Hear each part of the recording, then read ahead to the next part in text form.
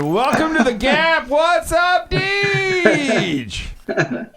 Gosh, that kind of revs me up. I'm that ready to roll right now. As much money as we put in the production of our openings, I figured, what the hell? Let's use it. That's good. That's good stuff. I tell you, that whole sales energizer moniker came about because of just annoying everybody in my family. Right. Everyone's just like crazy. My phone is ringing as we're talking right now. That happens. Are you hearing that, or is that just me? No, that's just you. Okay. We're good. Right. We're okay. Welcome to the Gap, my friend. Yes, sir. I've been looking forward to this all year. I know we've been talking. We've been talking for about a year. I need to get on. And I was on your what's the name of your podcast, or is it the Pitchman Live now, your new Amazon show? Are you off the podcast and on the live cast now, or what's going on? Well, that's a great question, and it's one I get all the time. It's in this day and age, right now, in this special time in the world, it's no longer an either or. It's an and. Right. It's an and. You really do have the time to do everything now. You're not driving anywhere. You're not putzing around. You're not schlepping back and forth. You don't have that. You have no excuses anymore. You can do the and. And so if you manage your day, if you schedule it, if you study your calendar, if you study your day's events and don't just like pass it off and let it happen to you, baby, there is so much you can get done right now. It's magical. It's just magic. So it's and. I have the Sales Energizer podcast. I got DJ Live. That's the live show that you were on. We do all that. And then the new thing is the Pitchman, which is on Amazon, Boom. Which is I think the horse that everybody needs to start riding right now. That baby is rolling. I love it. I love it. And so there you go, Gappers. Here's the deal. Quit making excuses and start making appointments, baby, because that's where it's at. Make appointments with yourself and everybody else. Excuses, the last time I checked, pay nothing. Dan Jordan is the author of Sales Proverbs, Wisdom of the Ages, and he loves sales. And if you are on LinkedIn, I want you to follow Dan, because every day you will get a Dan Jordan video, but it's Jordan. I always call it Jordan, but it's Jordan. Well, no, it's actually Daniel Jourdan. C'est français, hein? It's like who's your producer again? What's his name? Jason. Jason. Yeah, it's like Jason. Okay. But it's really Jordan. But what happens is I moved to Georgia. And so, from Daniel Jourdan, it turned into Dan Jordan. So I'm happy with Dan Jordan. Well, it worked for Michael. Yes. But I'll call you Dan Jordan. I always call you Dan Jordan. Or the Sales Energizer Bunny. And Jason, our producer, is so cool. If you are watching this on YouTube, you're going to see all the cool stuff that Dan's doing. Is that I got vaccinated picture up there, Dan? Oh, no, well, I don't get that. Actually, I just got kicked out of my office because I'm not going to wear the muzzle. So absolutely not. It's open to work. Yeah, my wife is not. She is totally against vaccination, but we won't even go there because this is a podcast about attitude. This is a podcast about sales. This is a podcast that is helping people bridge the gap from where they are to where they want to be, from who they are to who they want to become. Dan, tell me this. What advice can you give our people in both of those areas? What's your secret getting from who you were at 21 to who you are now? How did you bridge the gap? Wow. I was thrown into it, as most people were, but I realized it's not I was always looking to become a certain person, and I followed people that had certain values that I appreciated. And so there's three main values that my family and we have written on our wall, and it's our big thing that we do. And there's three values. One is gratitude. The next is courage. And the next is kindness. And so if we're grateful, courageous, and kind, and things get rolling from there. And that's the kind of person that I wanted to be. And when you have that, when you know that where you want to be, you just figure out a way to get there. So That's what it is. I love it. Yeah. I think those are three good mantras for everybody listening, and to step back and say, really, how grateful am I? Let's give them. That's my thing. So the first thing to do when you wake up in the morning, if somebody's looking for a specific habit to get them on the right path, just try to say thank you when you wake up in the morning. Right. Just thank you. First thing, wake up in the morning, say thank you. And not to anyone or to anything, but just the act of saying thank you puts you in a spirit of gratefulness. And the next question you ask yourself, because most people listening to this are human, you don't have many lawyers listening, do you? But if you're human, and you're listening and you say thank you, you're going to ask yourself, thankful for what? What am I saying thank you to? And then you find yourself looking for reasons to be grateful. And it just changes your whole day. I love it. And so then let's delve into the courage end of things. Tell me about what does courage mean to you? Is courage, in fact, an attitude? And how do you teach or reach courage? Yeah, well, step one, as in everything, is you need to want it. And so you ask yourself that question: is what Zig Ziglar said it best? Is what I'm doing now getting me closer to or further from my goals? And so that question that you ask all day is what I'm doing now exhibiting courageousness or something other than courageousness? And I always think that anything other than courageousness is an obstacle. It's a brick wall in between you and wherever you're trying to go. Being courageous to get the no, being courageous to ask a question, being courageous to walk in unannounced, being courageous to love, being courageous to hurt, being courageous to risk. I love it. I just find that's where life is. I give speeches, I give presentations, and people, in front of people, keynote speeches, and it's a big risk for the people hiring me, because I tell them, I'll tell you what the outcome is. People are going to leave this audience. They're going to feel better about themselves. They're going to be better employees, and they're going to love you for hiring me. But how we get there, I have no idea. Right. I have no idea what I'm going to say. And that's your risk. And so I obviously you customize stuff, but you I'm sure you probably have some pattern, but you really go in more of an impromptu type of thing, Dan, when you're speaking? I'm the ad-lib speaker, baby. Now, I have a million stories. I'm terribly dyslexic, so I remember things in stories. And so, like, if you said, cobweb, I'm going to come up with a story about cobwebs. Right. I got you. Now I'm challenging myself. Now, let me ask you this. Tell me, what is your definition of attitude? Well, it's actually unplanned for. I have the perfect definition for it. It's control. And it's the only time you're in control. Everything else happens to you. Your attitude comes from you. And it's a magic pill. It's a magic bullet, because you can control people with your attitude. I'm from New Jersey.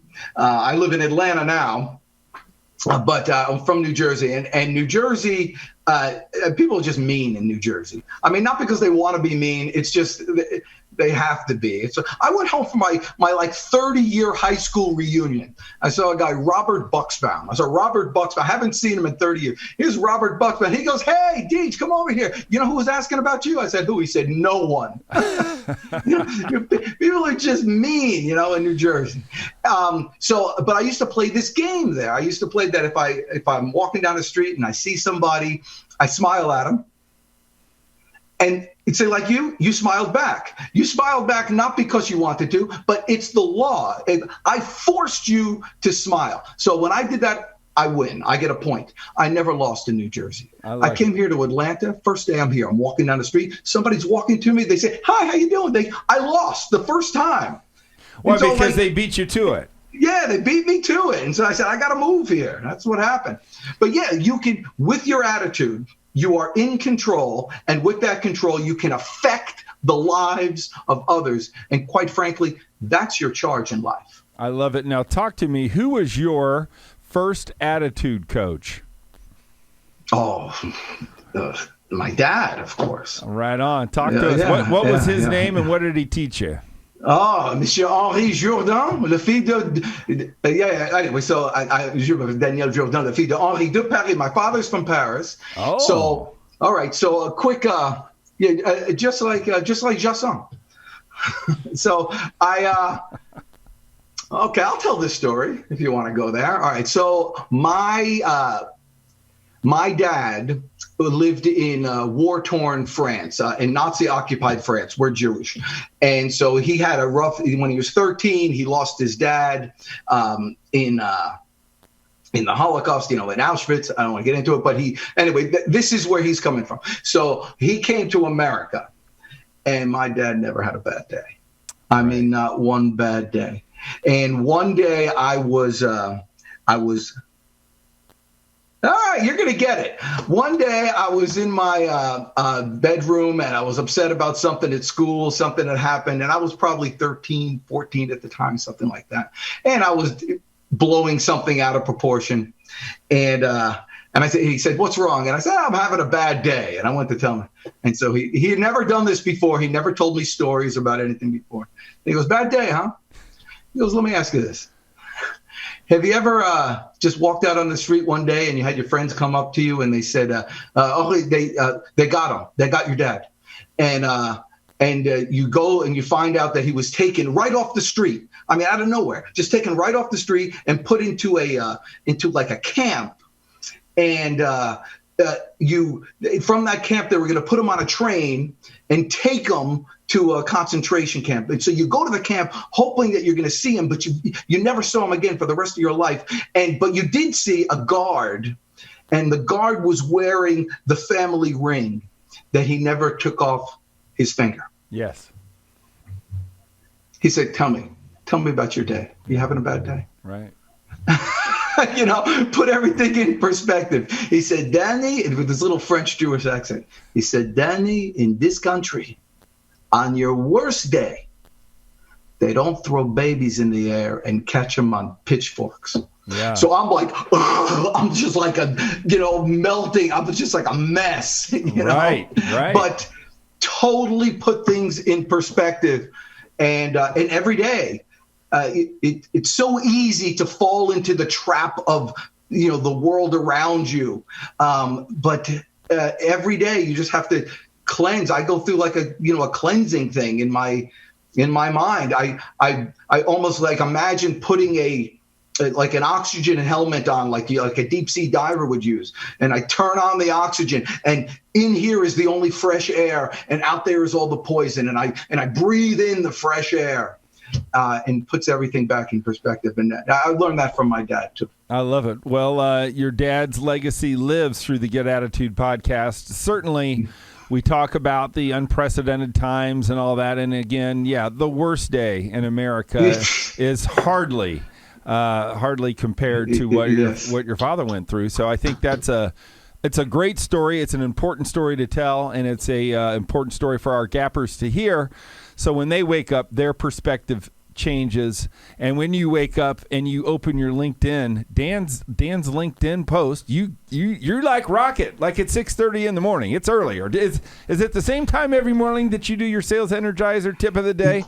Yeah, I realize in terms of sales, I'm a fan of consistency. I think consistency outweighs skill all day long, and so I'm a pretty obsessive compulsive person, and so I'm consistently doing. I mean, it's why people think that I'm a drinker or I do drugs. I've never tried drugs, not because I'm a goody two shoes. It's just that I know I'd love it. I mean, I'd be the biggest. It would be crazy, but I can't do it. So yes, I wake up early, and I like to be productive all day. So I'll wake up at 3:30, 4 in the morning. I get up. I'm in the office at 5:15, 5:30. Oh wow! And from 5:15, 5:30, I do my stuff until about 8, and then 8 o'clock people start coming in, and then we can start the day. But by the time people are just getting going, I'm in my full stride. And, one of the things about sales and life and keeping a good attitude is always one of the harmful things that can happen with one's attitude is when you're always catching up. You're always running just a little bit late. You're always just fighting to do it, and you're never doing your best, and it eats at you on the inside. And there are some easy wins that you can to help yourself, take advantage of everybody else messing up. And one of the easiest wins is to wake up early, man. Yeah. I just wake up early. Well, that would indicate that you go to bed early too, for those 9 o'clock. Right. But I don't just fall asleep. I collapse. Right. I give 100% and I collapse. I'm exhausted. I love fall asleep in about 2 seconds. Dan, what do you think? You talk to a lot of people and you're in front of a lot of people. What's the biggest attitude mistake, number one, of people or the public in general, which maybe you've hit on, but number two, because I believe everybody's in sales. I don't care who you are, what your profession is. You're always selling. What's the biggest mistake people are making in sales today or in their attitude today? Yeah, people kind of exaggerate what they could do long term.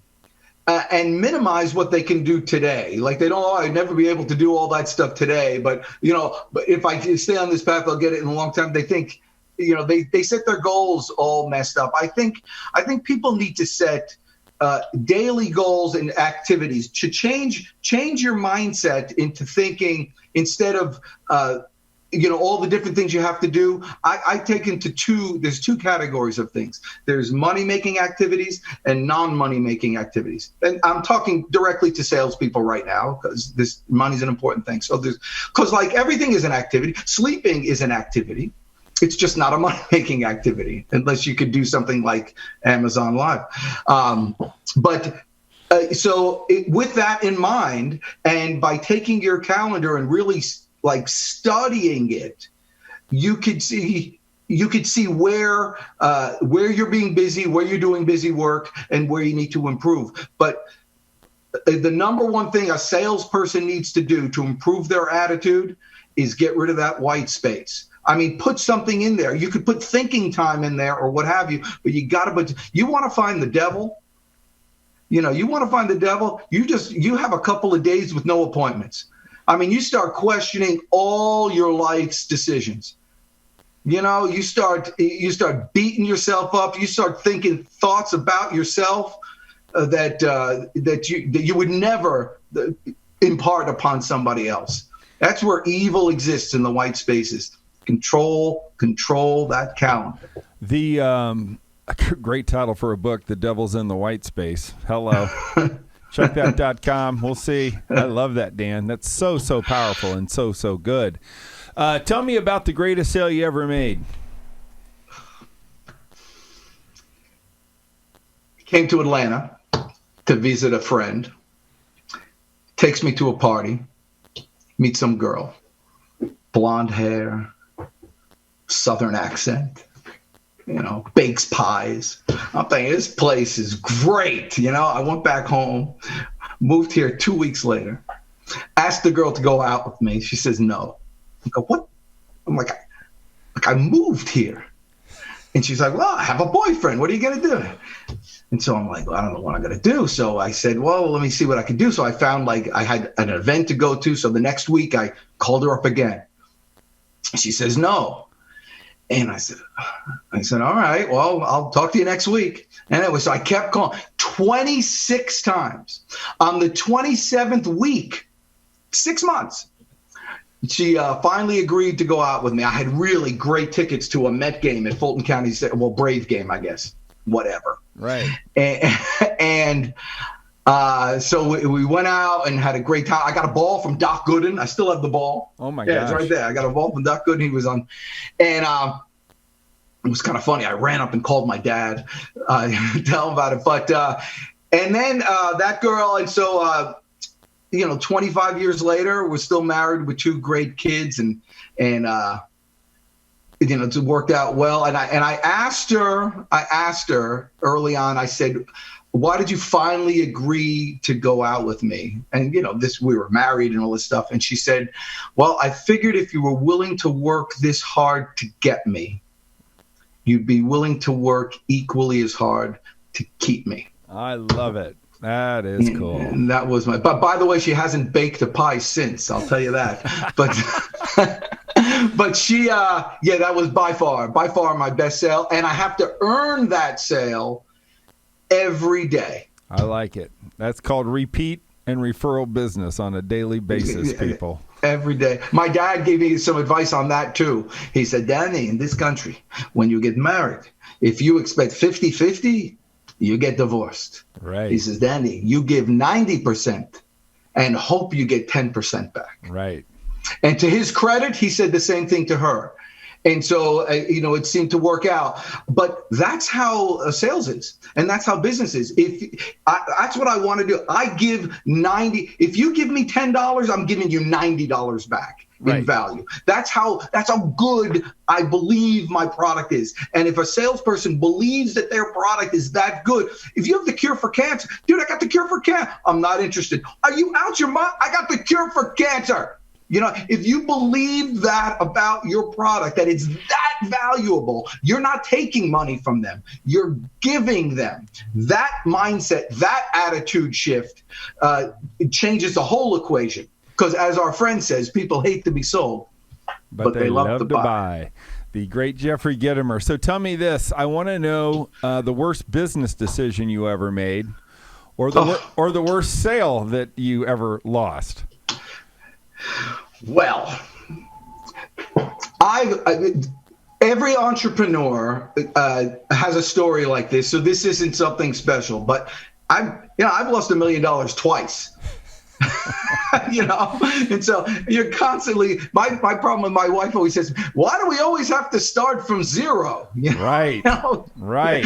But so I make those decisions. But those are business entrepreneurs, investment things, whatever. But the biggest sale that I lost, and it's totally my fault. And by the way, that's how I handle mistakes. Totally my fault. Let's move on. Right. I don't waste any time on the why. People talk about don't worry about your what, worry about your why. I couldn't care less about the why. Me neither. The why's done. I worry about what. Yes. If people would know what they want, if you ask people what do you want, half of them don't know. 90% of people don't know. Right. If you don't know what it is, you'll never get there. So just worry about the what. We'll figure out the why later. No, but I know your why. You want to help people. You want to be remembered. You want a statue. Right. I know the why. But overused. But the worst mistake. Go ahead. The sale. Yeah, I'm like Mr. Tangent, but I'll always come back. It was a subsidiary of AT&T, and I had a staffing company at that time, and I had been working on them for 2 years. And the lady loved me, but she's like, "We got a contract. I can't do it. And we were a smaller company. They were with a bigger company. She goes, "I might be able to work it in, but we're coming up for a new contract." And I said, and so finally, out of the blue, she calls me up. She goes, "Now's the time. Give me a proposal." With an email, she sent that to me. And so I sent it to my assistant, Ginger. And I said, "Ginger, put together a proposal. And, hey, we're finally got a shot at this. Let's make it look good, blah, blah, blah. This is a big account. I don't know if, let's see if we can make it happen." And so she sent me the proposal back. I read through it. It was very good. And then I forwarded the email with all those remaining emails on it with my correspondence with Ginger. And the lady got it. And she's like, "No." Yeah. I blew it because I forwarded it instead of just making a new email. Laziness. Right. Yeah. Lack of attention to detail. Hey, great sales tip. Be careful when you forward. There's no. So that was a $250,000 a year account. So let's talk about. Love Adversity's number 7 on the attitude boosters, right? You mentioned that you lost $1 million twice. We have gappers. We have people who have lost jobs, who've lost family due to COVID, who have lost their money that have lost, period. Mm-hmm. Talk to me about your attitude, your perspective on loss, how you came back from it, What was the formula? Because look, you lose $1 million, you got to restructure, rethink, and create some strategies. Yeah. What do you tell our people who are dealing with loss right now, and how did you come back from it? Well, you're always still coming back, but first thing is take care of what you still have. And so when we were going through those trying times, step one was maintain a marriage. And so I always, listen, I got to take care of this home thing. I mean, if you, in America, another one of my dad's thing, Danny, this country, America, you can make 1,000 business mistakes. He says, America will always give you a second chance. He goes, you make 1 or 2 bad personal mistakes, and you pay for them for the rest of your life. Man, is that good. Marry the right woman. So and so remember what you have. You got to take care of the family. So that's step one. Step one is come home, total honesty. Chach, that's what I call my wife. Chach, I did it again. Oh, shit. I mean, it's a tough thing. What are you talking about? We're on the hook for that piece of property there. It's $400,000. It was a real estate deal. Well, it was, I lent money, 2008, whatever. Yeah. Who knows what happened? Well, the greatest time in America. I co-signed for somebody and then he ran off whatever. Yeah. Okay. So you know the story. Yes. But okay. So, that was take care of. Now I'm a level playing field. All I ever hope to do is to start from zero. See, in this day and age, you could whistle right past zero. Yes. I mean, you could just fall $1 million below zero. I don't care. Just get me to zero, and now I can put my feet somewhere I can go. My mindset is always that if you're not growing, you're shrinking. It's Tony Robbins. If you're not growing, you're shrinking. If you're not climbing, you're sliding. There's no in between. It's like you're never all set. The day you say to yourself, I just want to get all set, you're automatically putting a limit on yourself on where you could go. So that's never the goal. The goal is to continually excel and grow in the spirit of abundance and all that and productivity. And so if that's the mindset, you're never really stopped. You're never really stuck. You're not against the wall. With that mindset, you're always in motion. And those I'll just call them vibrations without sounding too metaphysical. But the energy, called the sales energizer, the energy that you put out just with a simple idea has to go somewhere. And once those hopes and dreams and vibrations and put you on a different plane, eventually it all comes back. But it's always motion. So you. All right, I'll give you this. So this is what happens. When you provide enough value, I mean real value, the type of value like doing daily videos for people, inspiring people and motivating people, which has to be done daily because it's like brushing your teeth. The effects of it don't last. You got to keep on doing it. But when you provide enough value, you create a void in the universe. There's a hole in the universe. And because the universe always has to be even, Stephen, it fills in. So it just happens. So if I give you value, Glenn Bill, and I have no expectation, I mean zero expectation that I'm going to get anything back from you. I have as much expectation that you're going to repay me as I see, will see Godzilla walking down the street. It will not happen. But I have full expectation, 100%, that the universe will pay me back. Sure. In multitudes. Mm-hmm. And so it's all about motion. When you're stuck or when you're feeling that sense, you could, I don't know. I'm talking about my dad so much that you got me started. But he only had a 6th grade education, so he didn't give me much advice. But the stuff that he gave me, I always remembered. But one of them was this: Danny, in this country, you could work or you could worry. Can't do both. And so motion. I love it. Well, it sounds to me like even though you lost $1 million twice, possibly my guess would be We've all lost our parents. The loss of your father, probably the biggest loss, right, ever in your life. How did you get through that? There's people that are listening to us now who've had just as influential relationships, right, with their parents or grandparents. You remember that time? Can you take yourself back to that time, and how did you get through it, or what was your thought or attitude when that all occurred?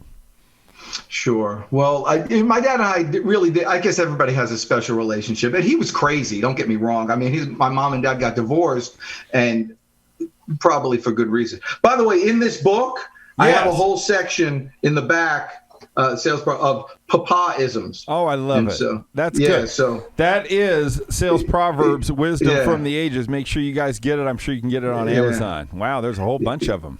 Yeah, well, I mean, this is again, what are you going to do about it? That was another one. I'm just reading this, but anyway, so my first business was a deli, DJ's Country Deli. Yes. And I took my college money that my parents had saved, but I was mad because they got divorced. And so I said, screw you guys. I took the money and I bought a butcher shop and I turned it into a deli and did well. I had it for 7 years and finally I sold it. And I was 25 years old and I sold it for $170,000. Wow. More money than I had ever seen. Crazy.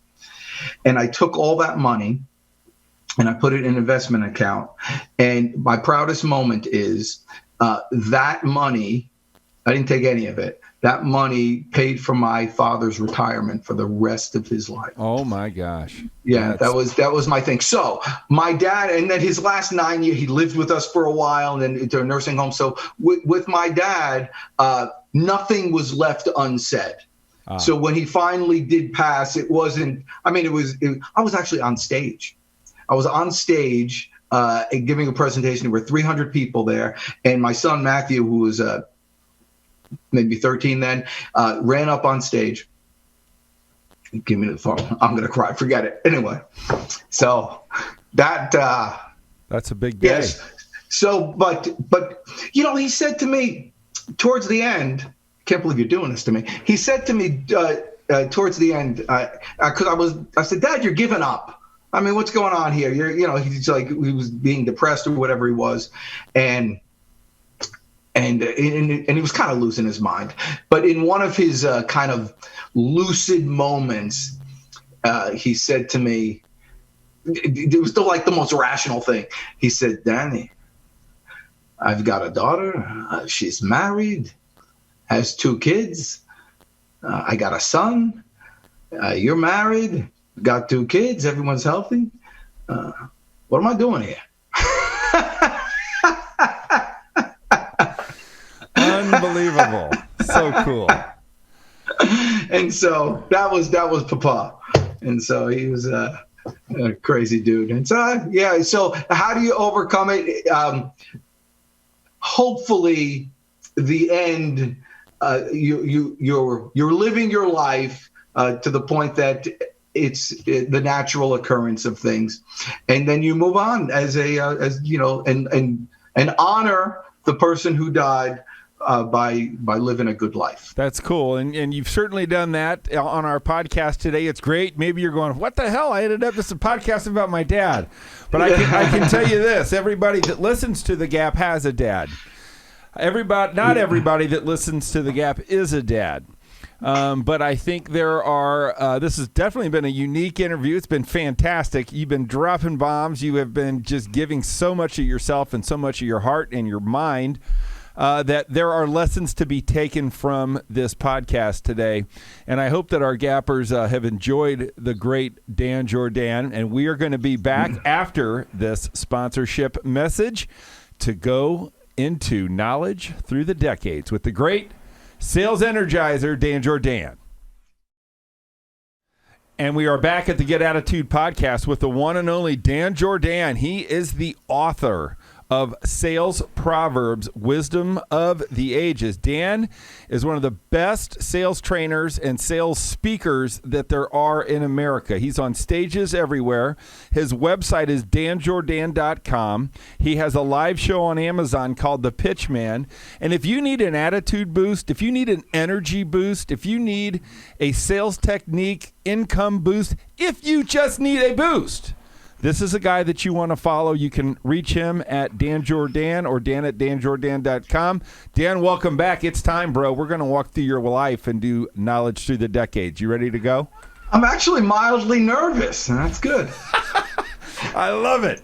So here's the deal. Actually, I love that. I love that little feeling you get right before when you're sitting in the chair waiting for, to walk up on stage, that little, when you forget everything. Yes. I love that. It's something. I always say it's as close to playing football as I could ever get to. Yeah. So here's what we're going to do. This is fun. This is highly edited. So if you screw it up, we'll just cut it. Don't worry. There's no pressure. They don't call me One Take Jordan for nothing. I love it. I love it, man. This is my brother from another mother. This is my Jewish brother. So good. All right. So Dan, when you think about childbirth, I don't know if you remember being born, but if you did remember being born, what is the attitude lesson of a newborn baby? Oh my gosh, talk about purity. The attitude is totally at one with your physical body. Wake up when you're done sleeping, go to sleep when you're done waking. Eat when you're hungry. Kids don't overeat. You gotta be a grown up to do that stuff. They're perfect. You're perfect at that time. And to get back that, imagine if you only ate when you were hungry. Hello. That's like attitude booster number 9, eat right and exercise. And when we mean eat right, how many times have people said, and I've done this, I'm not even hungry. And then they put down a pound of macaroni and bacon.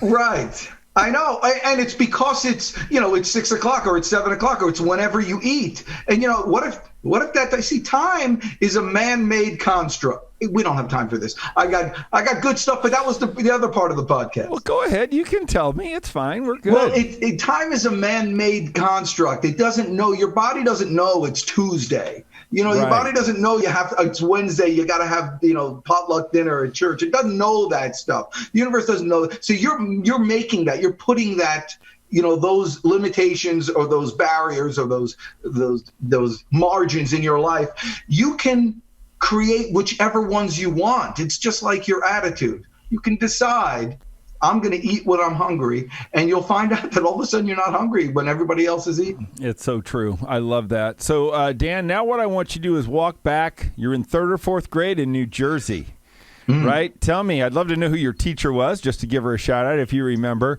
What was your attitude lesson when you were 10, and what was going on in your life, and what did it teach you being 10? Miss Morgan, and she was hot, but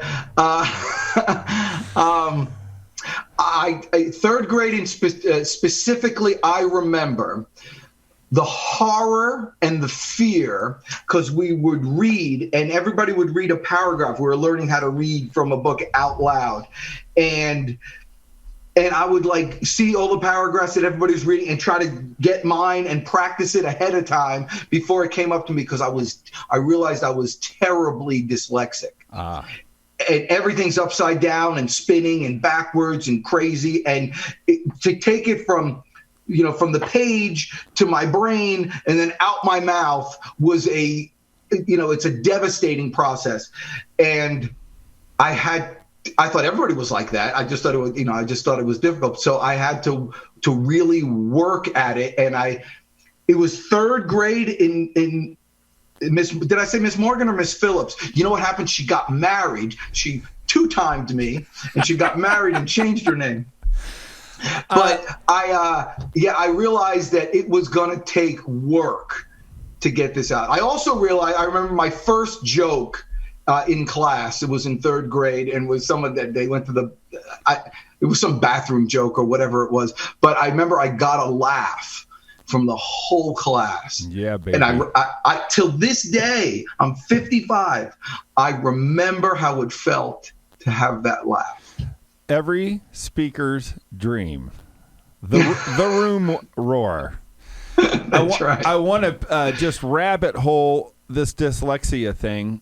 First person on our show that's had this, and Look, it's prevalent. It's out there. There are parents that are dealing with learning disabled kids. I was, they didn't do anything for me except beat me up and throw me in a closet, and the nuns would hit my hands.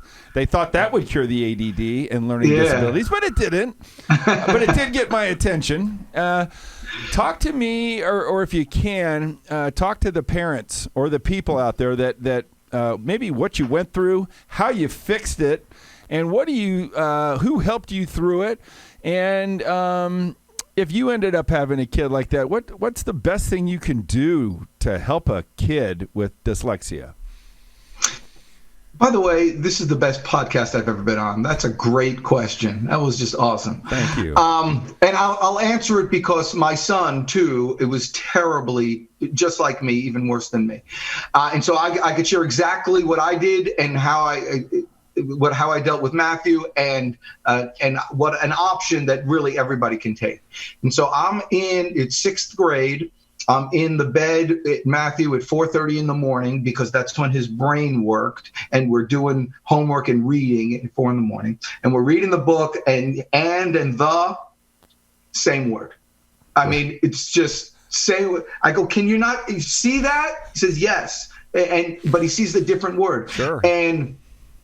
And so it was so frustrating, and it's so heartbreaking when your kid, you could tell he's trying, and he's fake yawning and all this stuff to stop doing it. And finally he looks at me with resolute in his eyes, stares right at me, looks up and says, "Daddy," he says, "I'll give you 12 years. I am not going to college." He said this in sixth grade, and I said, "Good. Well, what are you going to do?" Which is like one of my dad's lines again. Okay, that's fine. What are you going to do about it? Right. Not mean like, hey, what are you going to do about it? Yeah. It's just, what are you going to do? And he says, "I'm going to start a business." Then remarkably, pretty soon after that, we had this terrible storm in the neighborhood, trees down, carpet out on the streets, all people milling about, one of those fun kind of things. And so we're walking around the neighborhood. Matthew looks at me, says, "Daddy," he sees the carpet. He says, "I bet you they pay us $100 to take that to the dump." Next thing I know, the punk is knocking on their door. I get a load of carpet in the back of my truck. He earned $100. I'm like, what? So we're driving to the dump. I watched his brain, like smoke coming out of his ears, and he was like building a business. And he came home and he made flyers, and I followed him like a goofball in the truck, and he's knocking on doors. And his first day out, he's picking up like lawnmowers on the side of your house, a couch, an old chair. First day out, he earned $250. There you go. I said, "Matthew, this is crazy." He looks at me, he says, "Daddy, you just don't understand." I'm like, "All right, boy." He's 11. He's 11. Wow. I said, "All right, boy, enlighten me." He says, "Daddy, you think these people are giving me their old chairs and couches and lawnmowers because they want to get rid of their chairs and couches and lawnmowers?" And I said, "Duh, that's what they're doing." He says, "No, Daddy." He says, "They're giving me these things." 11. They're giving me these things because it makes them feel good to do business with an 11-year-old. That's why they buy, right? That little bastard. You see, he innately, while he can't tell the difference between and the, right. He, at that age, and your kids at that age, they know their value. Yes. They know their gift to the world. It takes school to beat it out of them. Right. Amen. Ain't that the truth? Right. And so to, bring that, I guess, question to a close, It sounds like get them busy. Yeah. Get them busy. Identify, appreciate, encourage, and trust that the vibrations of the world maybe can tell them, and that they can hear those vibrations. This is what I meant to do, not to freaking stand up and read a damn paragraph of a book that I don't want.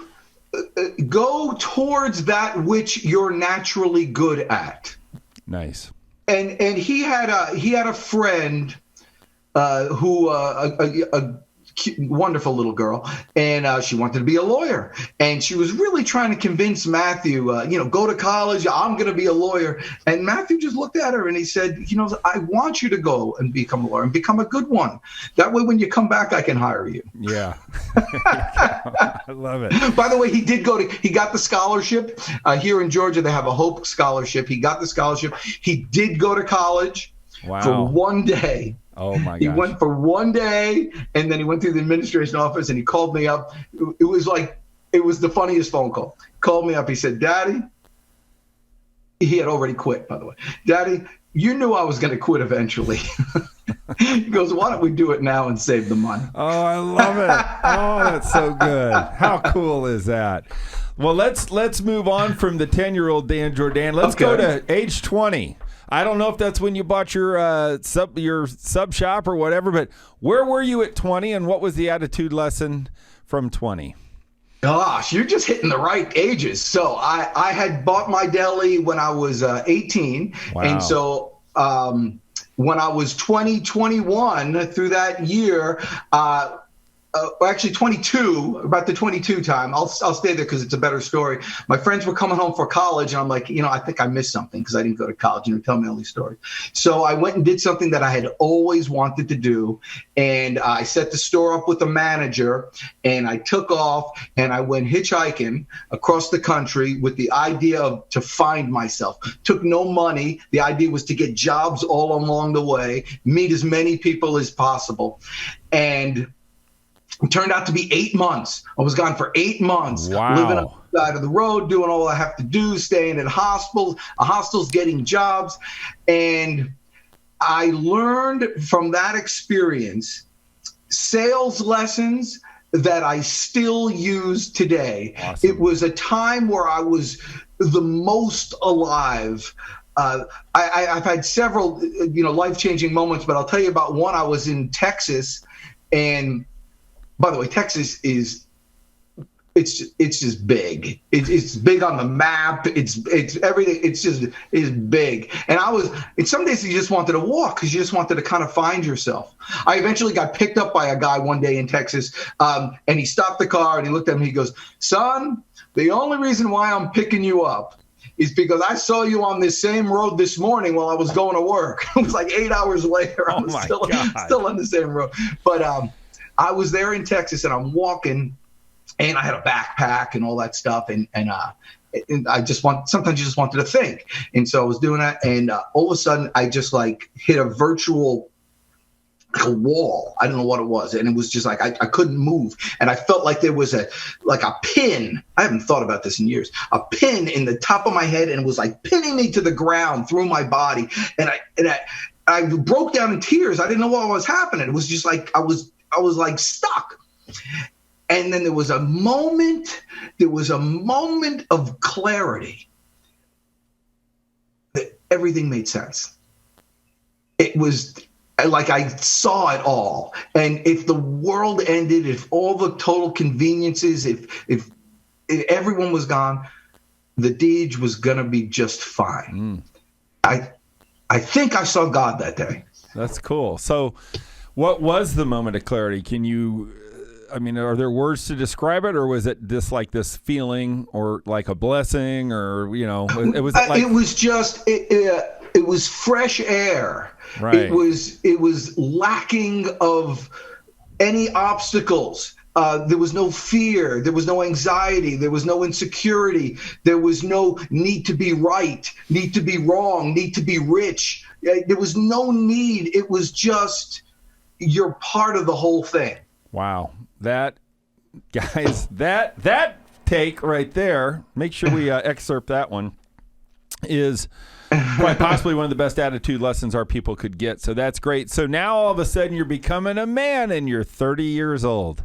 Yes. Talk to me about where you were at 30. Were you married? Were you having your kids? What was going on at 30? And what was the attitude lesson that you took from 30?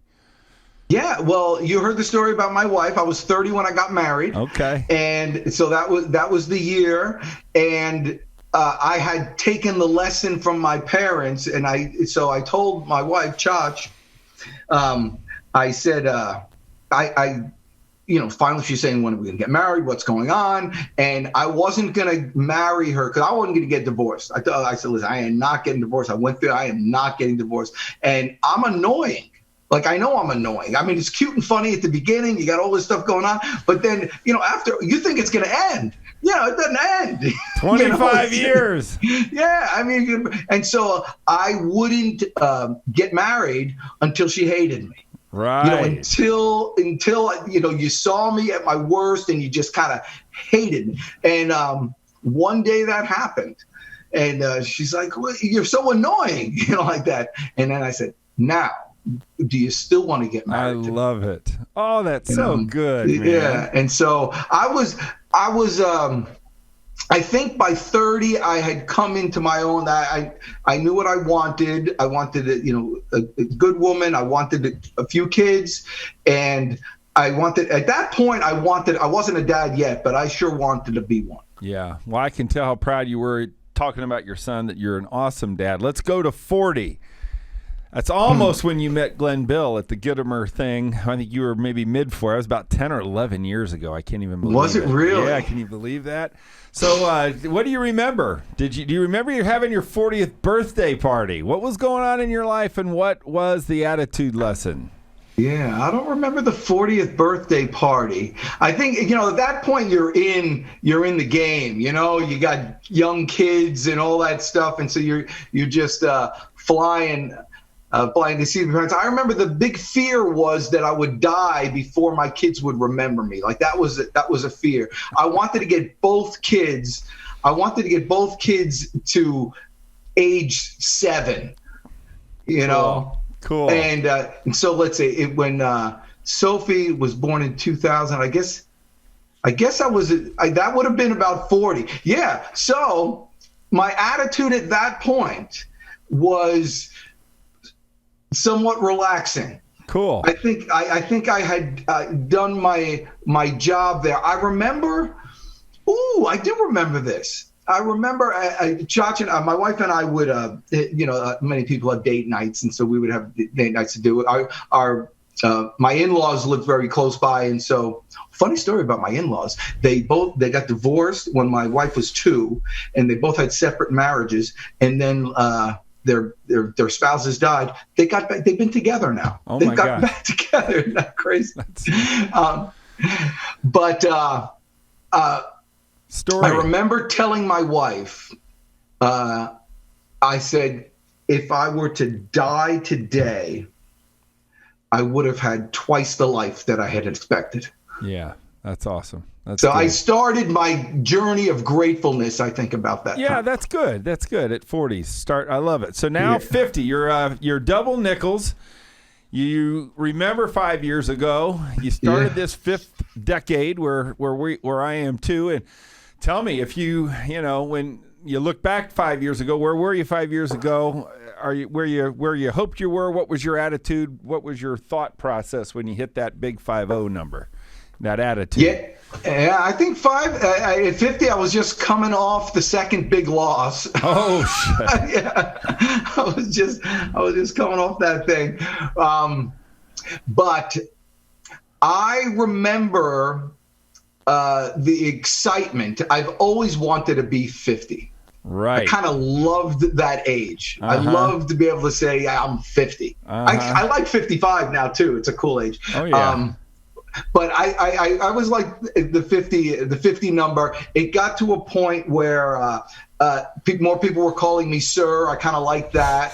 I have gray hair now, but I started getting a little then. And, the good thing about getting some gray hair is that you can tell women that they're pretty without them thinking you're hitting on them. Amen, brother. Right. Because you like to do that. You like to make people feel good. Sure. But I think I remember when I was a stockbroker early on, we would always be looking for clients that were between 50 and 55. Sure. Kids were about to, move on to college. Their life changing was happening, probably earning more money than they've ever earned before. And so I remember thinking, I'm in a good swing right now. And really that kind of feeling hasn't left. Right, the old sweet spot. I love it. Yeah. Well, this has been one of the more entertaining knowledge through the decades, Dan. That was awesome. We really appreciate you being here, giving your heart, giving your mind, taking us from the purity of a baby, taking us to 10 where you wanted to work, to 20 where you felt alive and found yourself, to 30 when you gained clarity, to 40 when you began to relax and began to start your path towards gratitude in 50, where you hit your sweet spot and maybe it's all coming together for you. And I hope that our gappers enjoyed Dan. I think he gave us a lot of lessons. His father gave us a lot of lessons. This is a fantastic podcast to share with people you love, because I think there's a lot of love that was communicated in this podcast. Dan, you knocked it out of the park, my brother. Tell me that. Only for you. I bring my best for you. You are the man. So here's what I'd love you to do is talk directly to our audience. Talk to that person that's had a financial reversal, a personal reversal, an employment reversal, a sales reversal. What's the message from the Deej that they can take as we close our podcast? Yeah, that's great. Well, listen, every day really is another chance. I love the business of sales, and the reason is it's one of the few things where you could start with nothing and make something. You find somebody who needs something, and you find someone who has something, and you put them together, and you've created something. And for those of you who think you're not a salesperson, you're probably married. And I want you to think about that. It's not a small thing. You convinced another person, or you attracted another person to actually say to themselves, not only am I going to spend the rest of my life with you, but I'm going to forsake everybody else on the planet. And there's like 7.5 billion people, and they decided you're the one. You figured out the way, what to do to attract, to continually offer value, and continually be the one for them to stay with. Baby, everybody's in sales. Amen. Everybody's in sales. Amen. And make sure, guys, that you deliver the love and be about the love. And his 3 words, which I thought were great: be gracious, have gratitude, have courage.